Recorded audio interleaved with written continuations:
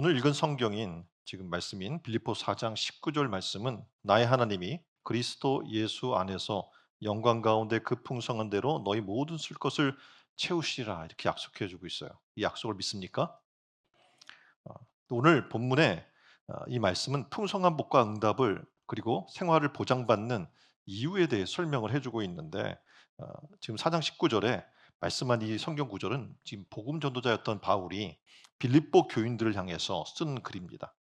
쓴 이유는 바울이 데살로니가 교회에서 어려움을 겪었어요. 왜냐하면 지금 가서 새롭게 또 개척을 하는 거잖아요. 도움이 없으니까 굉장히 어려움을 겪고 있었는데 빌립보 교인들이 이 선교에 동참을 해준 거예요.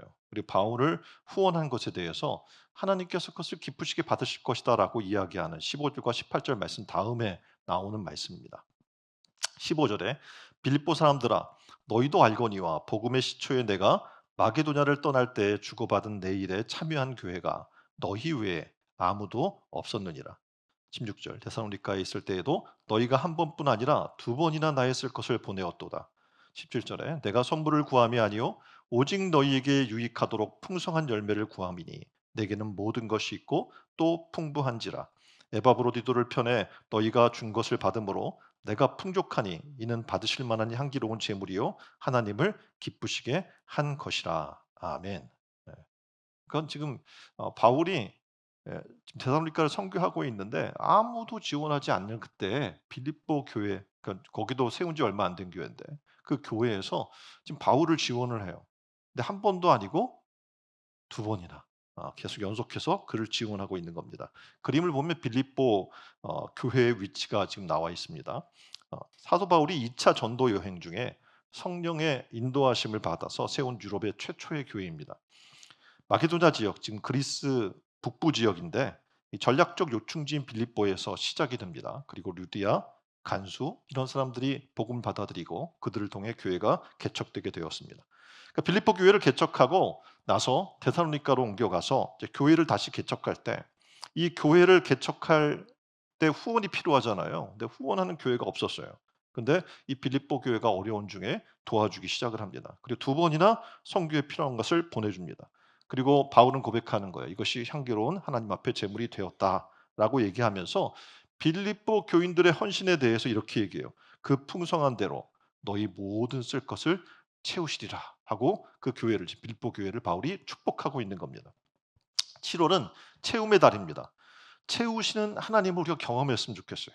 자, 그렇다면 이 채우시는 하나님을 경험하려면 어떻게 해야 할까요? 몇 가지를 우리가 살펴보려고 하는데 그 첫 번째는 공급자이신 하나님이 나의 하나님임을 믿어야 될 줄 믿습니다. 바울은 나의 하나님이라고 이야기를 하고 있어요. 그러니까 그가 궁핍할 때 채워주시는 하나님이 바로 나의 하나님이었어요. 위급할 때 구원해 주시는 하나님이 바로 자신의 하나님이었고 절실하게 내가 어려움 가운데 거할 때 그를 절실함 가운데 하나님이 풍요케 채워주시는 하나님이 바로 하나님이라는 것을 삶 속에 체험했기 때문에 체험의 결과에 의해서 그는 고백하는 거예요. 그분은 나의 하나님이다. 여러분의 인생 속에서 공급자이신 하나님을 나의 하나님이라고 부르고 있습니까? 나의 하나님이 나의 에, 모든 풍성한 것을 채우시리라. 이렇게 바울처럼 고백한 삶을 살고 계십니까?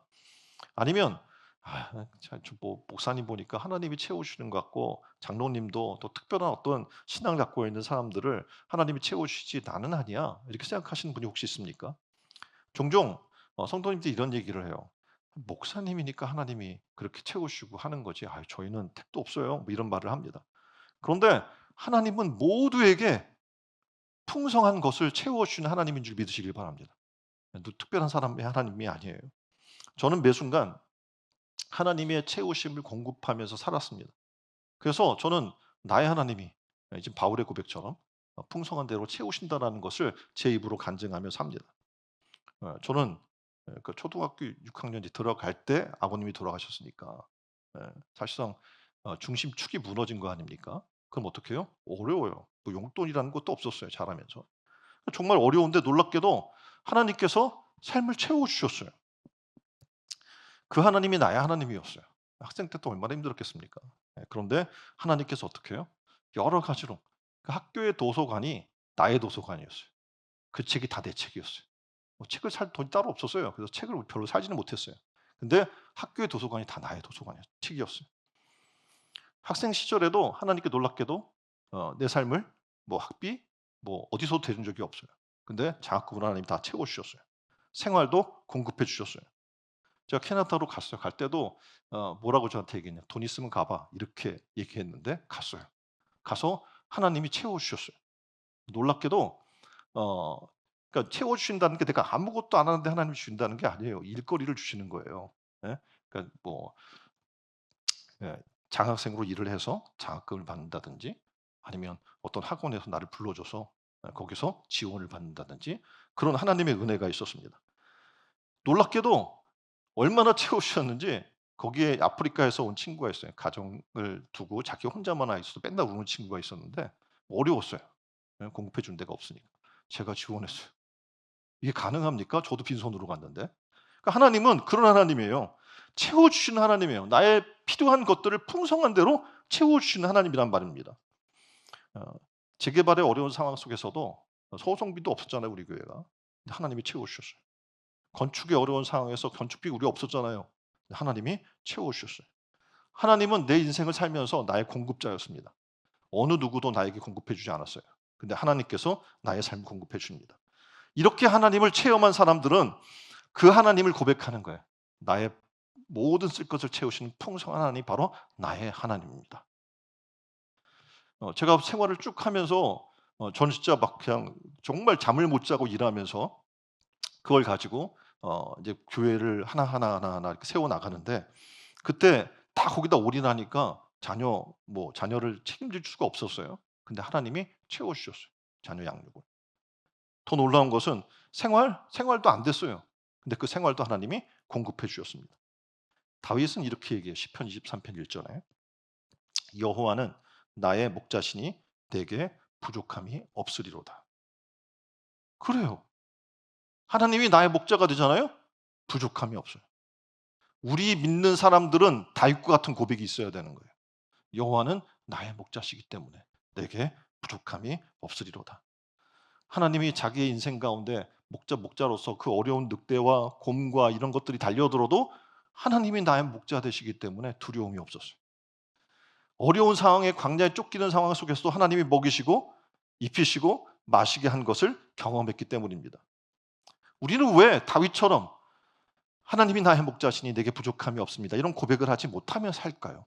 왜 삶 속에서 왜 이렇게 사람들이 궁색하게 인생을 살아나갈까요? 답은 하나예요. 공급해 주시는 하나님이 나의 하나님을 믿지 못하기 때문에 그렇습니다. 자, 그림 하나 볼까요? 이 그림은 카라바조의 의심하는 도마라는 제목의 그림입니다. 여기서 보면 도마는 부활하신 예수님을 혼자만 못 만났어요. 그래서 내가 그의 손에 못자국을 보며 내 손가락을 그의 못자국에 넣으며 내 손을 그의 옆구리에 넣어보지 않고는 믿지 아니하겠노라. 이렇게 도마가 고백을 했단 말입니다. 근데 놀랍게도 예수님이 나타나셨어요. 그리고 예수님이 나타나심을 직접 보고 못자국이 난 손을 목격한 후에 나의 주님이시여 나의 하나님이십니다. 라고 이제 고백하게 된 거예요. 하나님을 만나고 나서. 그 하나님이 정말 자신의 하나님이 된 겁니다. 예수님이 진짜 하나님을 고백하는 사람들 그 삶 속에서 하나님이 공급해 주신 능력을 받게 될 줄 믿습니다. 그렇습니다. 하나님은 우리를 보호하시는 하나님이에요. 하나님은 우리를 인도하시는 하나님이에요. 이것을 경험한 자만이 고백하는 겁니다. 하나님. 풍성한 대로 채우시는 그 하나님. 그 하나님이 나의 하나님입니다. 하나님은 어떤 분입니까? 창조주세요. 온 우주 만물을 지으신 분입니다. 그리고 창조한 것을 그냥 내버려 두지 않는 하나님이에요. 그것을 보존하기 위해서 어떻게 합니까? 끊임없이 공급해 주시는 하나님입니다. 그것을 창조의 목적대로 운영해야 되니까 끊임없이 그 가운데 또 섭리하시는 하나님입니다. 예수님은 이렇게 말씀하셔요. 누가복음 12장 27절로 28절의 말씀입니다. 백합화를 생각하여 보라. 실도 만들지 않고 짜지도 아니하느니라. 그러나 내가 너희에게 말하노니 솔로몬의 모든 영광으로 입을 것이 이 꽃 하나만큼 훌륭하지 못하였느니라. 28절에 오늘 있다가 내일 아궁이에 던져지는 들풀도 하나님이 이렇게 입히시거든 하물며 너희일까 보냐 믿음 작은 자들아. 그래요. 우리가 왜 하나님을 나의 하나님으로 믿지 못할까요? 그 하나님을 나의 하나님으로 믿는 순간 놀라운 일이 일어나요. 예? 다윗이 고백한 것처럼 그 하나님은 되게 부족함 없게 하신 하나님이에요. 우리를 지으시고 구원하시고 우리의 삶을 책임져 주실 그 하나님. 그 하나님을 믿는 여러분 되기를 주님의 이름으로 축원드립니다. 우리는 그분의 사랑을 받는 그런 자녀예요. 믿습니까? 그렇다면 하나님이 어떻게 해요? 모든 좋은 것으로부터 모든 좋은 것으로 우리를 채우시고 공급하여 주실 줄 믿습니다. 그래서 사람을 바라보면 안 돼요. 여러분 인생의 삶 속에 사람은 여러분이 아시는 것처럼 공급을 무한 공급해 줄 수 있는 사람은 아무도 없어요. 부모도 무한 공급해 줄 수 있는 존재가 아니에요. 형제도 그렇고 어떤 여러분의 지인이나 믿을 만한 사람조차도 어떡합니까? 여러분에게 무한으로 공급해 줄 사람은 아무도 없습니다. 하나님은 온 우주 만물을 지으신 분이고 어떻게 보면 한계가 없으신 분이에요. 그러니까 어떻게 해요? 우리의 사업을, 우리의 가정을, 우리의 물질을 책임져 주십니다. 그 하나님은 우리의 건강을 책임져 주시고 그 하나님은 우리의 삶의 모든 부족한 부분들을 필요한 대로 공급하시고 채워주시는 하나님인 줄 믿습니다. 그리고 건강도 책임져 주셔요. 건강을 공급해 주시는 나를 지으신 그분이 나의 하나님이라고 믿지 못하면 여러분은 평생을 건강 염려증에 매달려 살 수밖에 없어요. 건강 염려증에 걸리잖아요. 그러면 사소한 신체 변화에 예민하게 반응하게 됩니다. 가벼운 증상도 심각하다고 생각을 합니다. 병원 검사에서 이상 없음이라고 판정을 해도 오진을 의심해요. 그리고 질병에 대해 과도한 불안과 공포로 일상생활을 지장받을 정도로의 삶을 6개월간 지속이 되면 그걸 뭐라고 병명을 지정하냐면 건강염려증에 걸렸다고 얘기를 하는 겁니다. 내가 하나님의 자녀임을 믿습니까? 그 하나님께서 나를 공급해 주시는 하나님 믿습니까? 그렇다면 더 이상 염려할 게 없어요. 예? 더 이상 염려할 게 뭐가 있습니까? 조금 어려움이 있더라도요. 우리에게 더 좋은 것을 주시려는 하나님의 뜻임을 우리는 믿습니다. 그럴 때 어떡합니까? 온전하신 하나님을 우리는 바라보고 그 풍성한 대로 채우신 하나님을 만나게 될 줄 믿습니다. 우리는 아버지 되신 하나님께서 우리의 모든 쓸 것을 채워 주신다는 것을 믿으시길 바랍니다. 공급자는 사실을 믿기를 바랍니다. 하나님은 나의 하나님, 나의 아버지이심을 믿으시길 바랍니다. 자, 그렇다면 두 번째, 채우시는 하나님을 경험하려면 어떻게 해야 할까요? 예수님을 통로로 해서 모든 것을 주신다는 약속을 믿어야 되는 거예요. 그러니까 어떤 사람을 통로로 주는 게 아니에요. 예. 어떤 여러분이 막 힘 있는 자를 통해서 주시는 게 아니에요. 여러분 좋은 부모를 통해서 주시는 게 아니에요. 오늘 본문을 자세히 보면 하나님께서 그리스도 예수 안에서 주신다고 약속하고 있는 거예요. 그러니까 우리가 이 축복의 통로, 풍성하게 채우신 채움의 통로가 어디인지를 볼 줄 알아야 돼요. 하나님은 우리의 모든 쓸 것을 채워주시는데 놀랍게도 그리스도 예수 안에서 주시겠다고 약속하고 있는 겁니다. 그리스도는 하나님이 우리에게 공급하시는 통로인 줄 믿습니다. 여러분 죄사함 받아야 돼요. 그렇죠? 우리는 죄사함을 받아야 천국 가잖아요. 그렇죠? 아니에요? 그러니까 이렇게 믿음이 없고 하나님이 누구신지 모르는 사람은 죄사함이 얼마나 중요한 건지 몰라요. 왜냐하면 천국은 죄의 문제가 해결된 사람들이 가는 거거든요. 그러니까 죄에서 구원받는 거예요. 근데 이 죄사함도 누굴 통해 주냐면 예수 그리스도를 통해 주시는 거예요. 저를 믿는 자마다 어떻게 돼요? 멸망치 않고 영생을 얻게 하려 하심이라. 아멘. 아담 안에서 우리는 죄인이었어요. 그런데 그리스도 안에서 의롭다 하심을 주십니다. 아담 안에서 저주받은 자가 되었지만 그리스도 예수 안에서 우리는 축복받은 자가 되는 줄 믿습니다. 그리스도의 십자가가 우리의 죄를 위하여 예수님께서 십자가에 죽으실 때 우리도 그 안에서 그 죄에 대해서는 죽고 의에 대해서 산 자가 된 줄 믿습니다. 예수 그리스도를 통해서 질병이 치료돼요. 왜냐하면 그의 십자가에서 우리의 모든 질고가 다 사라졌기 때문에 그렇습니다. 예수 그리스도가 부활하심을 통해서 우리도 동일하게 어떻게 해요? 산 자가 되는 거예요.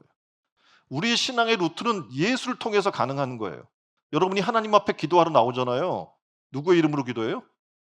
예수의 이름으로 기도해요. 왜냐하면 이전에는 우리가 그 거룩하신 하나님 앞에 나아갈 길이 없어요. 죄인이기 때문에.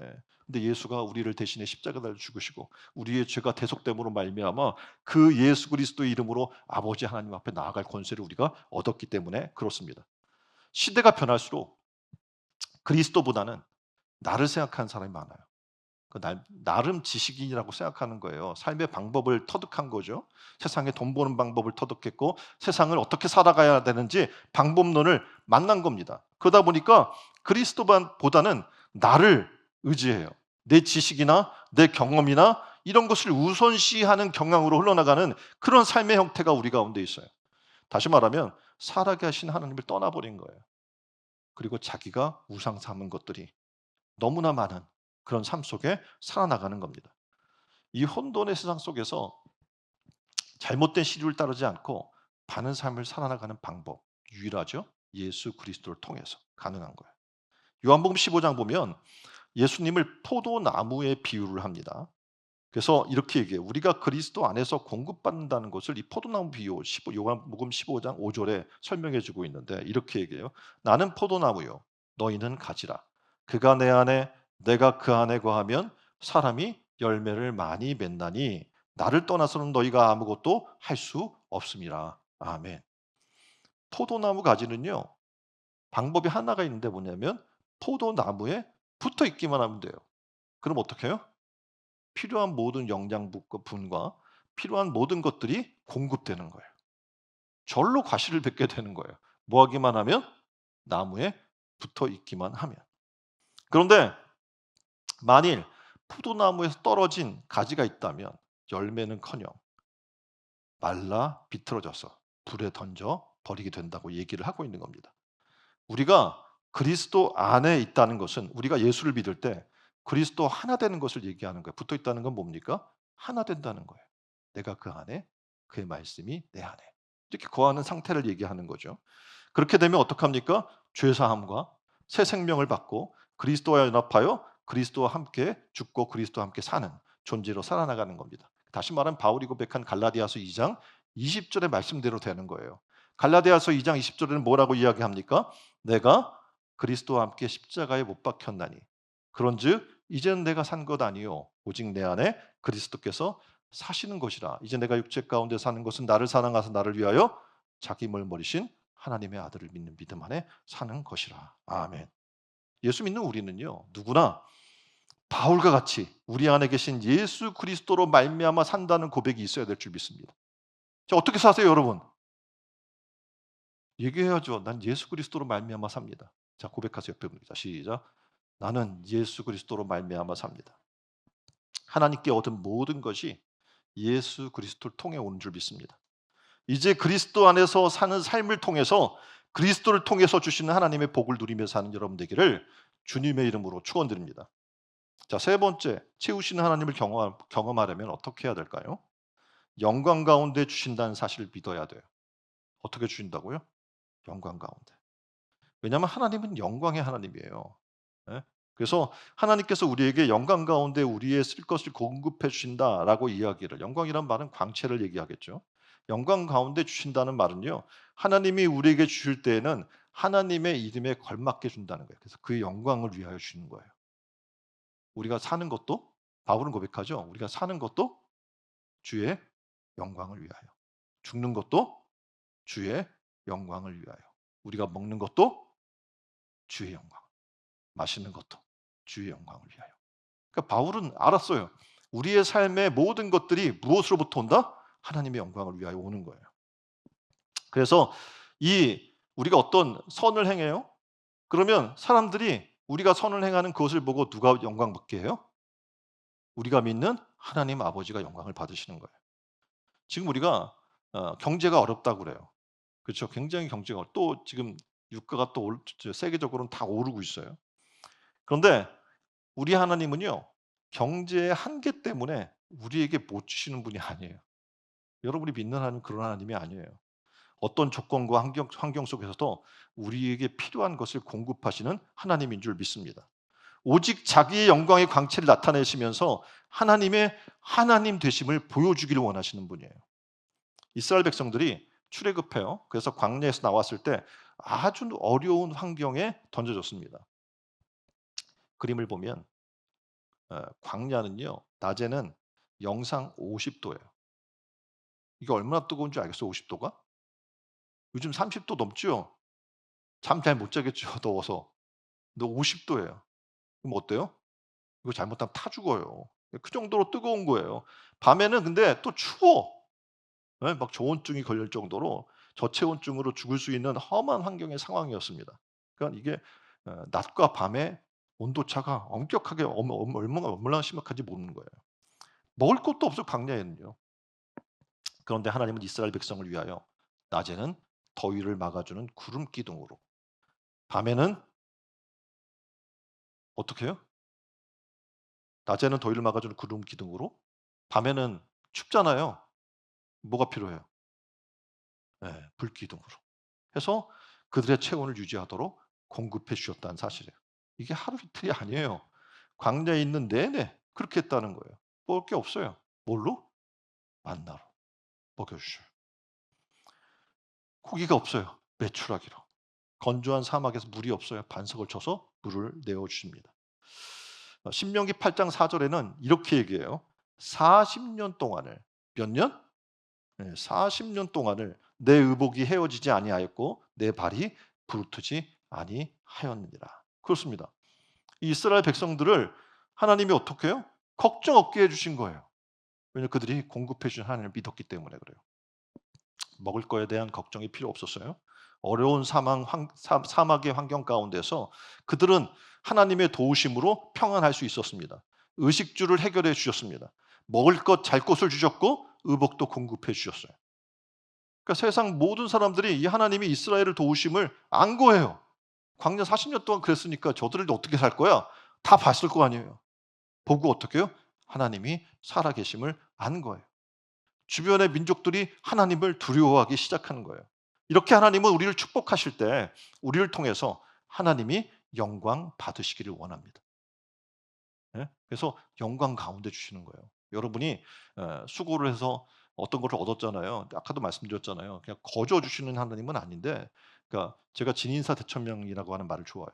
그리고 우리가 할 수 있는 최선을 다하면 하나님이 어떻게 해요? 도와주시는 거예요. 아무것도 안 하면 안 주셔요. 그래서 여러분이 어떡합니까? 할 수 있는 최선을 다해야 되는 거예요. 그럼 하나님이 어떻게 해요?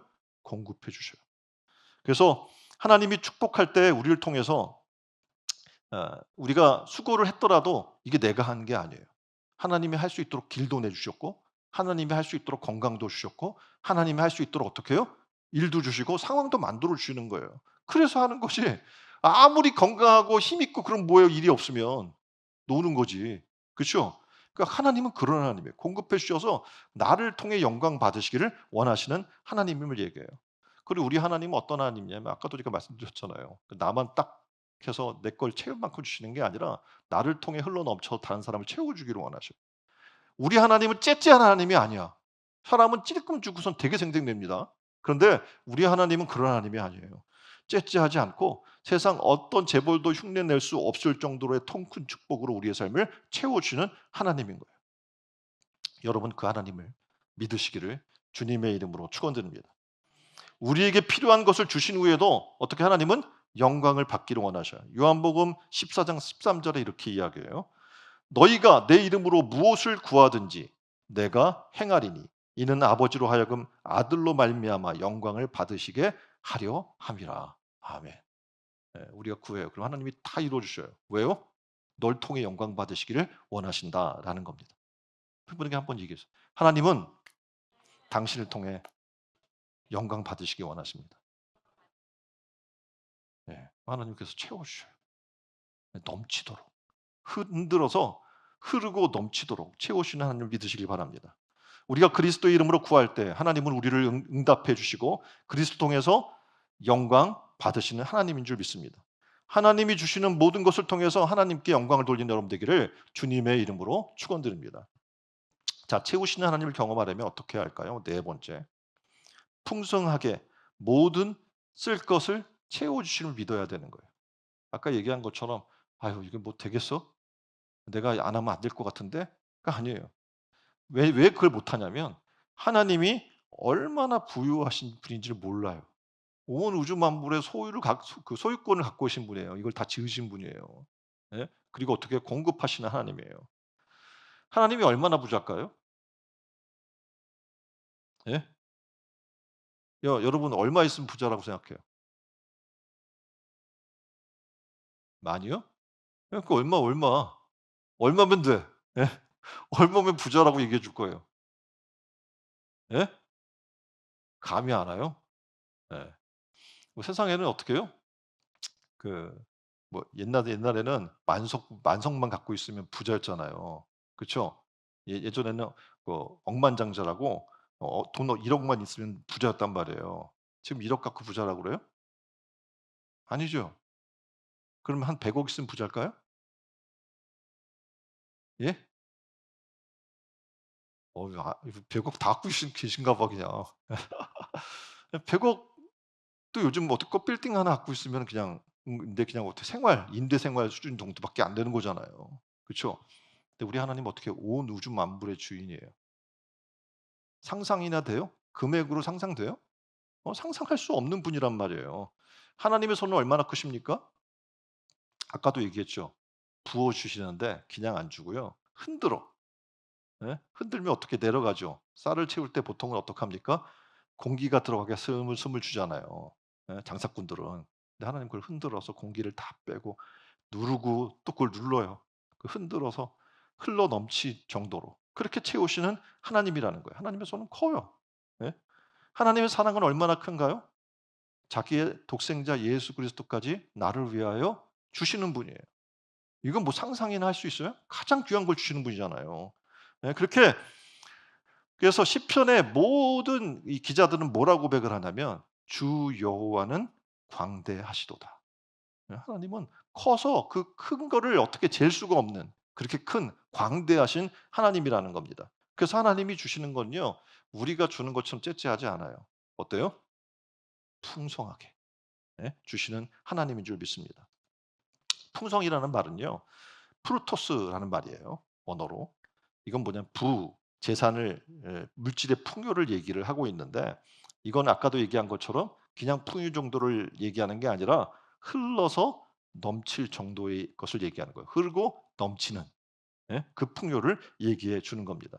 그래서 여기서 부자가 나오는 거예요. 부자는 예, 자기가 다 못 써요.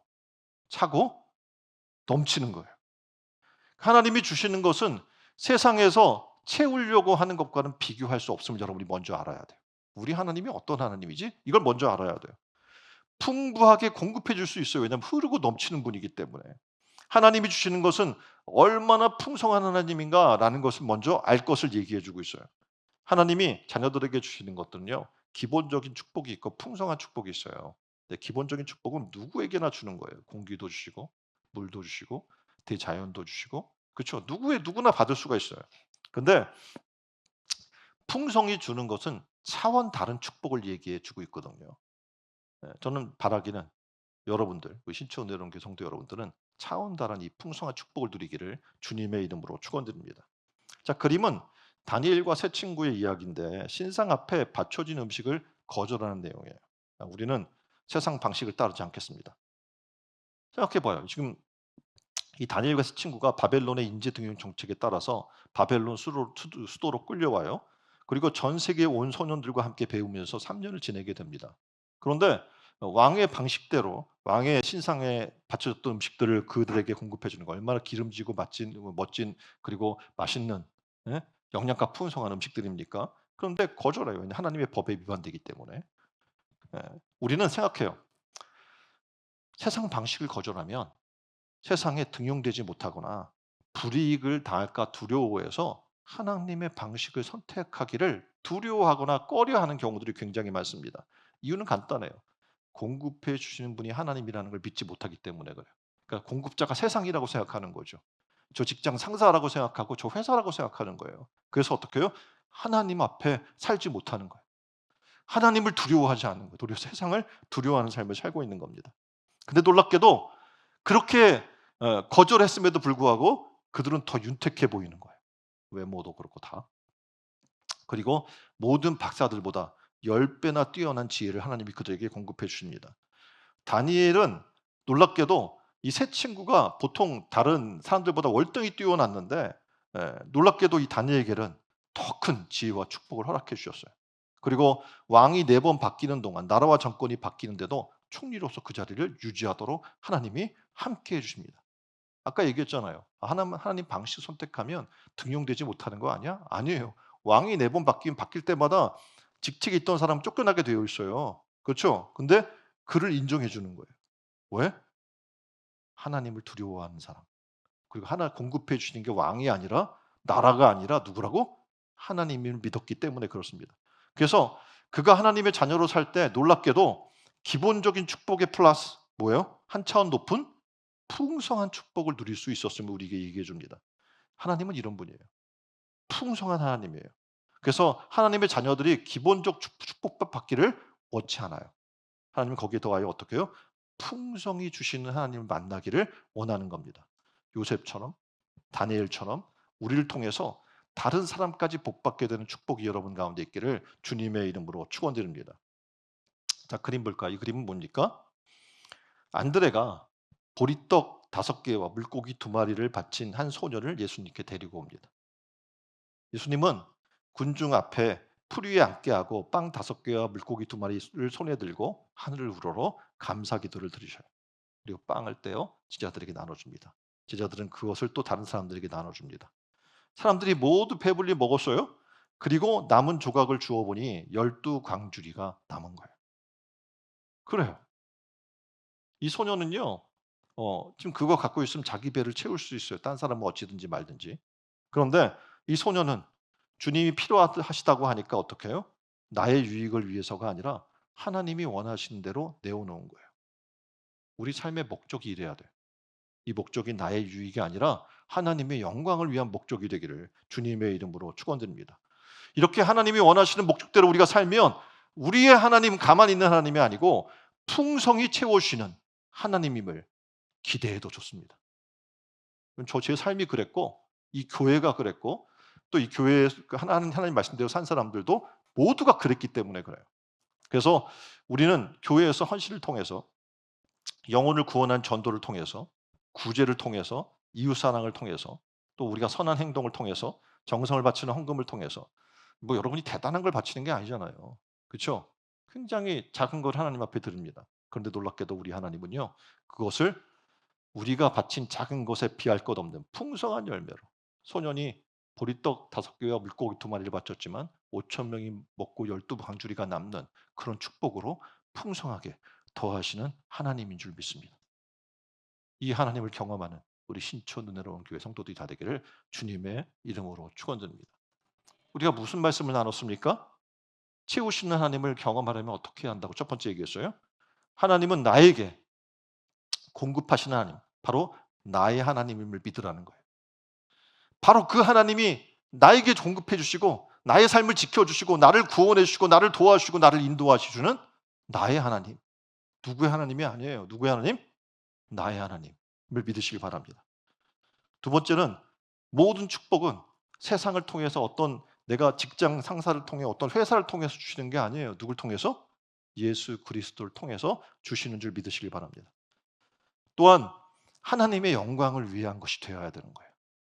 내가 살든지 죽든지 먹든지 마시든지 무엇을 하든지 하나님의 영광을 위한 것이 되면 하나님이 나의 모든 쓸 것을 아시고 풍성한 대로 채워 주실 줄 믿습니다.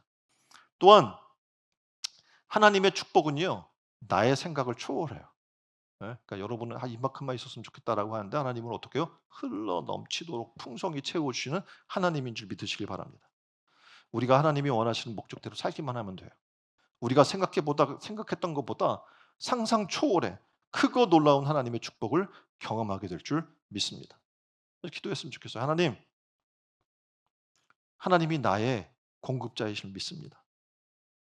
그리고 그 하나님께서 예수 그리스도를 통해 나에게 공급하시는 줄 믿습니다.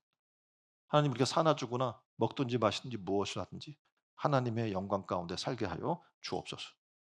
우리의 생각을 초월해서 우리의 모든 쓸 것을 채우시는 하나님을 믿게 하여 주옵소서. 우리 다 같이 한 목소리로 기도하겠습니다. 기도하겠습니다.